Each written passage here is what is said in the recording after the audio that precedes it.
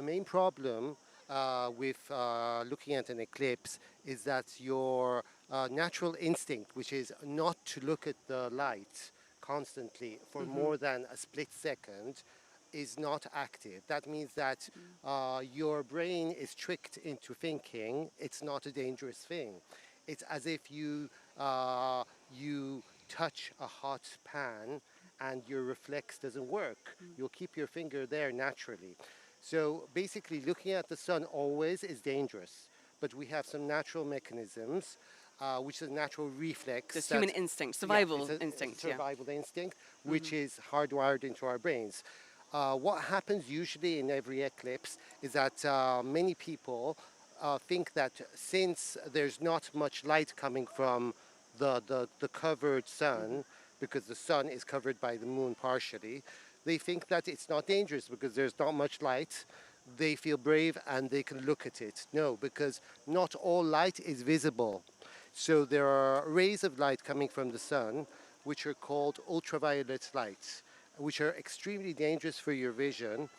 And the thing which I think is more important for my presence here is to stress that even a few seconds of looking at the sun during an eclipse can be dangerous for you. Just how serious can the damage be? Well, very, very serious. So basically, what happens is that if you look at an eclipse without protection glasses, what happens is that you have damage to the retina of your eye, which is the most delicate area of your eye.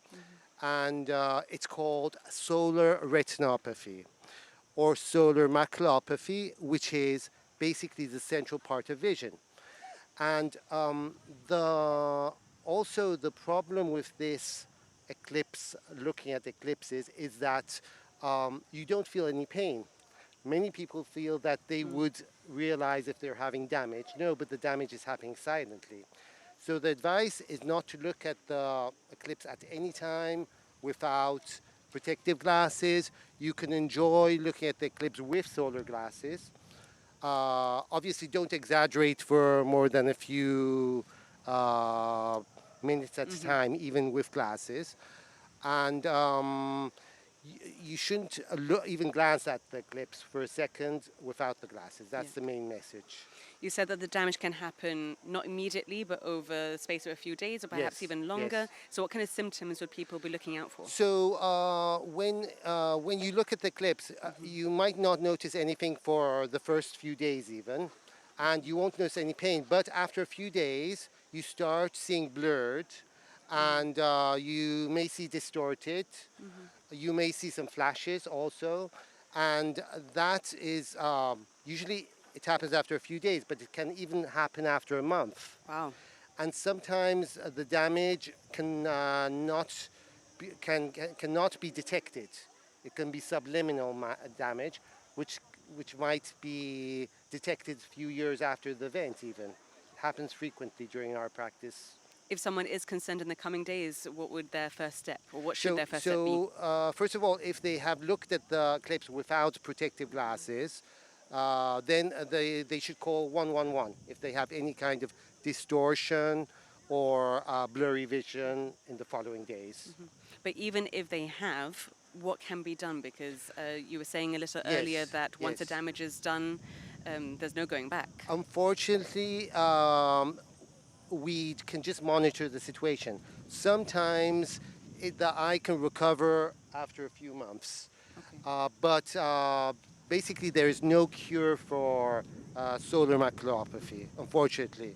So that's why we are so adamant on the prevention for this disease. Now I've got these glasses here. Yes. ICO 12312-2. Yes, exactly. That is the correct safe glasses.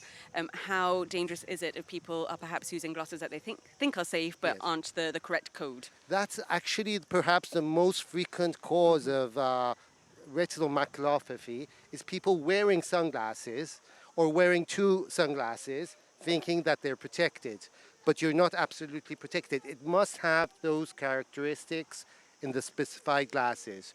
So Not at all. The normal sunglasses don't give you any protection whatsoever. And even with these ICO 123, Yes. 12-2, still you need to limit. You need to limit the time. Watching the whole partial solar eclipse. You want to limit it to a few minutes. To a maximum. few minutes, yes.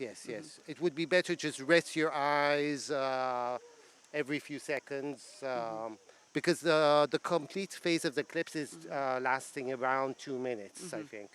But anyway, with these glasses, if you have the correct glasses, it is safe. What about in terms of families with young children? What particular care should they give to children who might not realize just how serious the saying situation that is? giving this advice is easy, but controlling a few children is not so easy, I think, because I think that they should be closely supervised, which might be difficult if you're supervising more than one child. So basically, the child should not look at the eclipse even for a few seconds, which can be a bit difficult. So I would advise wearing glasses even for children if they come out. And I assume for those with pets, to keep your pets at home. Of course, yes, that's very good advice, yes. So with an even bigger total solar eclipse anticipated for next year, Yes. do you think this is perhaps just a really good opportunity to get this information out there and to have people informed? Yes. Yeah. Although I think we have to inform people again next year, because invariably during every solar eclipse, unfortunately, there are people who, for example, don't follow the instructions. But we hope that to minimize that by informing the public as well as possible. So you are anticipating at least some people? It could happen, yes. Usually it does happen, yes. So finally, what's one piece of advice, if it's just one piece of advice you'd like everyone to listen to today, what would your final message be? So my final message would be not to look at the eclipse even for a second without your glasses, to check your glasses to see if they are conform to the standards that we specified right now, and to also check that your glasses are not damaged, scratched, and that you're wearing them properly.